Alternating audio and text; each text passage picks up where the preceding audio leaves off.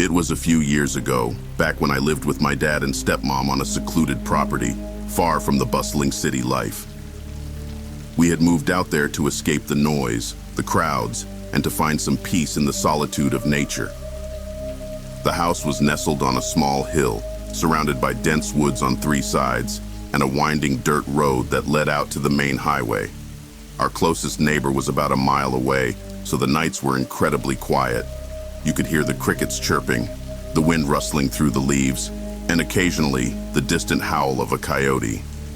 The quiet was something we had to get used to, but we learned to love it, finding comfort in the isolation.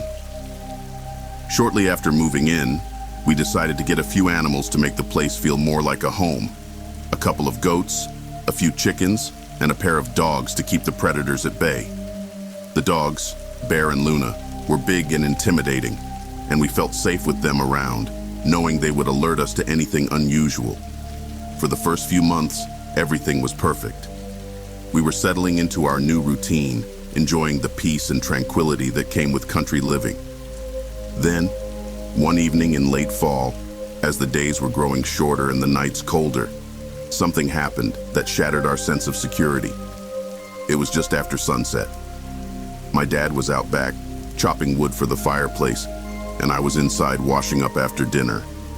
Luna was on the porch, lying lazily, while Bear was wandering around the edge of the woods, sniffing out the scent of some wild animal. Suddenly, Bear started barking furiously. Not the usual playful barks, but deep guttural growls that sent shivers down my spine. I rushed to the window, wiping my hands on a towel to see what was going on. Bear was standing at the edge of the woods, his fur bristling, teeth bared, growling at something just out of my line of sight. I called for my dad, who quickly grabbed his rifle and headed toward Bear. I watched from the window, feeling a knot of anxiety tighten in my stomach. As my dad reached Bear, he stopped dead in his tracks, staring into the woods. I couldn't see what he was looking at, but the tension in his posture was palpable. He slowly raised his rifle, aiming it toward the darkness between the trees. I held my breath, waiting. Seconds felt like hours. The only sound, the low growling of Bear and the rustling of leaves in the wind.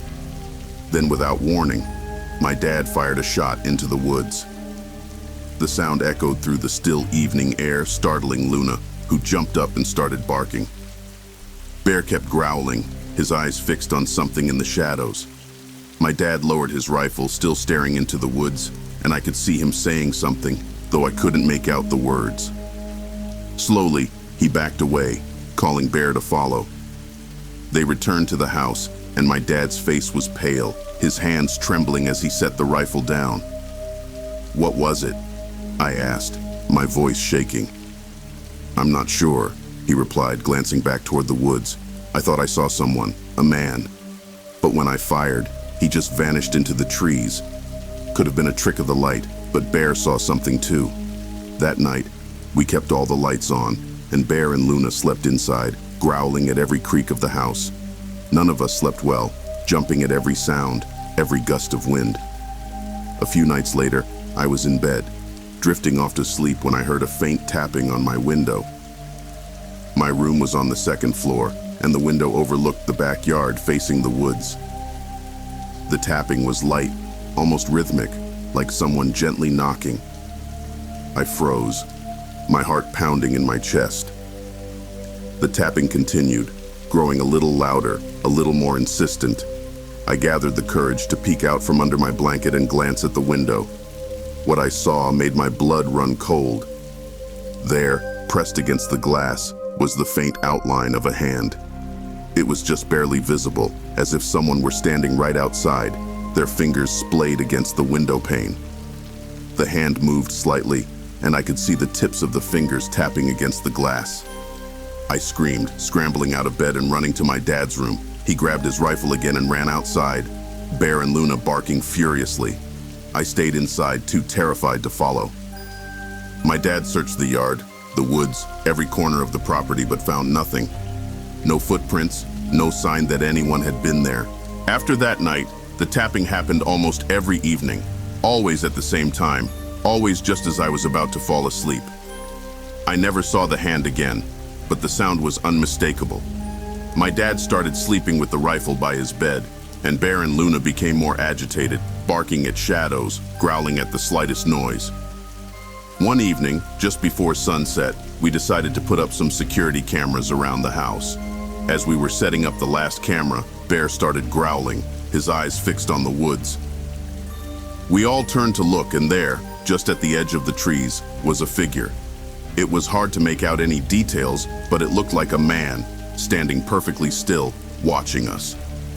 My dad shouted at him to leave, raising his rifle, but the figure didn't move. It just stood there, silent, staring. Then, as the sun dipped below the horizon, the figure slowly backed away into the darkness of the woods, disappearing from sight. That night, we watched the footage from the cameras. At around midnight, we saw the figure again, standing at the edge of the woods, staring at the house. It moved closer, just barely visible in the shadows, until it was right outside my window. The camera captured the moment it raised its hand, pressing it against the glass, tapping gently. We moved out the next day, leaving the house and the woods behind. We never found out who or what the figure was. The new owners never reported anything unusual, and to this day, the memory of those nights still haunts me. The sound of that tapping echoing in my mind, a reminder of the silent lurker that watched us from the shadows.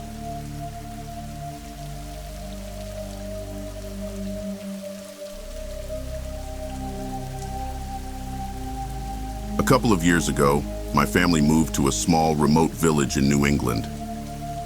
My parents had always wanted to live in a quiet place, away from the hustle and bustle of the city, and they found the perfect house, a quaint, old colonial-style home at the edge of town. The house was charming, with ivy creeping up the stone walls and a large, overgrown garden. It had a wraparound porch, creaky wooden floors, and an attic that my parents insisted on using for storage. I was 15 at the time and less thrilled about the move. The town was small and there was nothing to do. The few kids that lived there were either too young or too old for me to hang out with, so I spent most of my time alone, exploring the house and the grounds. There was something comforting about the quiet solitude of the place, but also something unsettling. The air always seemed a little too still, and I often felt like I was being watched, even when I was alone. One rainy afternoon, while exploring the dusty old attic, I stumbled upon an old mirror propped up against the wall behind some boxes. The mirror was large, with an ornate gilded frame that was covered in cobwebs. It looked out of place, as if it belonged in a grand ballroom rather than a dusty attic. The glass was cloudy with age, but I could still make out my reflection, hazy and distorted. I wiped the dust away with my sleeve and stared at my reflection. As I looked into the mirror, a strange feeling came over me, like a shiver running down my spine. The attic grew colder and the light dimmed, as if a cloud had passed over the sun. I felt a strange compulsion to touch the glass, and without thinking, I reached out and placed my hand on the mirror's surface. The moment my fingers touched the glass, a wave of dizziness washed over me. My reflection blurred, and for a split second, I saw a figure standing behind me in the mirror. A dark shape, tall and thin, with glowing red eyes. I spun around, but the attic was empty. My heart pounded in my chest, and I backed away from the mirror, my eyes darting around the room. The figure was gone, but I could still feel its presence like a cold breeze brushing against my skin. I left the attic in a hurry, trying to convince myself that it was just a trick of the light, a figment of my imagination. But that night I had trouble sleeping. Every time I closed my eyes, I saw the figure in the mirror, those red eyes staring at me, unblinking. I told myself it was just a dream, but I couldn't shake the feeling that I wasn't alone. The next day, I went back to the attic. I don't know why, but I felt drawn to the mirror, as if it were calling to me. I stood in front of it, hesitating. The attic was cold, and the air felt heavy, like a storm was brewing. I took a deep breath and reached out to touch the mirror again. This time, when my fingers touched the glass, it felt warm, almost alive.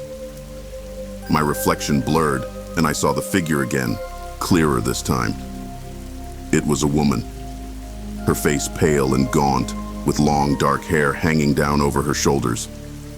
Her eyes were empty, hollow sockets, but they seemed to pierce right through me. She reached out towards me, her bony fingers pressing against the glass, mirroring my own. I yanked my hand away, stumbling back in fear. The mirror returned to normal, my own reflection staring back at me, wide-eyed and pale. I backed away slowly, never taking my eyes off the mirror. I felt the urge to run, to get as far away from that mirror as possible, but something kept me rooted in place. Then, in the silence of the attic, I heard a whisper. It was faint, almost inaudible, but it sent a chill down my spine. The voice was soft and distant, like a breeze rustling through leaves, but I could make out the words, "Help me." I froze, my heart pounding in my ears. The voice repeated, a little louder this time, a pleading, desperate tone. "Help me." I turned and ran out of the attic, slamming the door behind me. I didn't stop running until I was back in my room, the door locked, my back pressed against it. I could still hear the whispering, faint and distant, echoing in my mind. That night, I had a nightmare. I was standing in front of the mirror, but the attic was different, darker, the walls covered in shadows that seemed to move and writhe. The mirror's glass was cracked, and the woman's face stared back at me from the broken shards, her empty eyes filled with a silent scream. Her hands were pressed against the glass, her fingers clawing at the surface, leaving bloody streaks. The whispering filled the room, growing louder and louder until it was a deafening roar. "Help me! Let me out!" I woke up in a cold sweat, my heart racing. The whispering had stopped, but I could still feel the chill in the air. I knew then that the mirror was more than just a mirror. It was a door, a gateway to something dark and terrible. And whatever was on the other side wanted out. The next day, I went back to the attic, determined to get rid of the mirror. I couldn't live with that thing in my house, knowing what I knew. I grabbed a sheet and threw it over the mirror, covering it completely. The whispering stopped, and the attic grew warmer, the air lighter. I felt a sense of relief, like a weight had been lifted off my shoulders. I decided to tell my parents about the mirror, but when I went downstairs, I found my mom in the kitchen, holding the same mirror in her hands. She smiled and said she'd found a beautiful antique mirror in the attic and was planning to clean it up and hang it in the living room. I tried to warn her, to tell her about the figure and the whispering, but the words wouldn't come out. It was as if something was holding my tongue, preventing me from speaking. That night as I lay in bed, I heard the whispering again. Faint at first, but growing louder, more insistent. I covered my ears, trying to block it out, but it was no use. The voice was in my head, echoing through my mind, calling to me. "Help me. Let me out. Find me." I knew then that the mirror was no ordinary object. It was cursed, haunted by something ancient and malevolent. And now, it was in my house, waiting, watching, whispering in the darkness. I still live in that house, and the mirror now hangs in the living room, polished and gleaming. I've tried to avoid it, to stay out of the room, but sometimes I catch a glimpse of it out of the corner of my eye. I see my reflection, hazy and distorted, and behind me, the figure of the woman, her hollow eyes staring at me, her mouth moving in a silent whisper. And every night, I hear her voice, calling to me, growing louder, more desperate. I know she's waiting, biding her time. I don't know what she wants, but I fear that one day, she'll find a way out. And when she does, I'll be the first to know,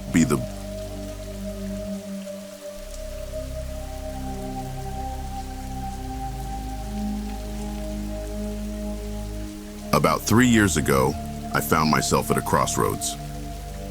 I was 28, and life felt like it was slipping through my fingers.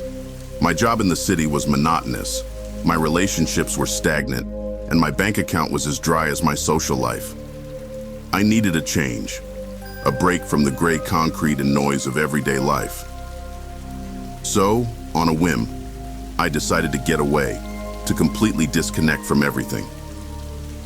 I packed a few essentials, grabbed my camping gear, and set off for the mountains. I had no specific destination, just the desire to find solitude in nature. After driving for hours through winding roads that twisted through the thick, towering trees of the mountain forests, I stumbled upon a small, overgrown path. It was barely noticeable, hidden behind a tangle of bushes. Feeling adventurous, I decided to see where it led. I parked my car at the side of the road, took my backpack, and began hiking up the trail. The path was rough and steep, winding through the dense forest with the trees so thick they blocked out most of the sunlight. I'd been hiking for what felt like hours, my muscles aching and my clothes drenched in sweat, when I finally saw a clearing ahead. The trail opened up to a small meadow, and at the far end stood a lone cabin, partially hidden by the surrounding trees. It was old and weathered, with moss-covered wooden walls and a rusty tin roof. Something about the cabin drew me in. It looked abandoned, but there was a certain charm to it, as if it had once been full of life. I approached cautiously, the undergrowth crunching beneath my boots, half expecting someone to come out and yell at me to get off their property. But there was no sign of anyone, just the quiet hum of the forest. The front door creaked as I pushed it open, the sound echoing through the silent cabin. Inside, the air was stale and dusty, filled with the scent of damp wood and old memories. The furniture was sparse and covered in cobwebs, and a thick layer of dust coated everything. It was clear that no one had been here in a long time. I set my backpack down, feeling a strange sense of peace. This would be my retreat, my escape from the world, if only for a few days. I spent the rest of the afternoon cleaning up, opening windows to let in the fresh air and light. As evening fell, I found an old fireplace in the corner and managed to get a fire going. I sat by the warm glow, listening to the crackling of the flames and the chirping of crickets outside. For the first time in a long while, I felt calm. That night, I woke up to a strange sound. It was a soft whispering, like the rustle of leaves in the wind, but more deliberate, more human. I sat up, straining to listen, my heart beating faster. The sound seemed to come from the walls, faint and indistinct, just on the edge of my hearing.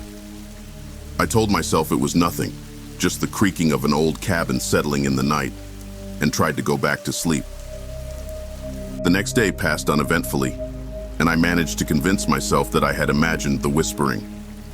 But when night fell, the sound returned. This time, it was louder, more insistent. I could almost make out words, though they were too distorted to understand. I felt a chill run down my spine, a growing sense of unease. I tried to ignore it, pulling the blanket over my head like a child hiding from a nightmare. Eventually, the whispering faded, and I drifted into a restless sleep. On the third night, everything changed. I was awakened by a loud banging, like something heavy was being thrown against the walls. The whispers had grown louder, urgent, and filled with a strange, desperate energy. I sat up, my heart pounding in my chest, the darkness of the cabin pressing in around me. I could see shadows moving, flickering in the corners of the room, as if they were alive. The air was thick, almost suffocating, filled with a sense of dread that made my skin crawl. I grabbed my flashlight and shined it around the room, my hands shaking.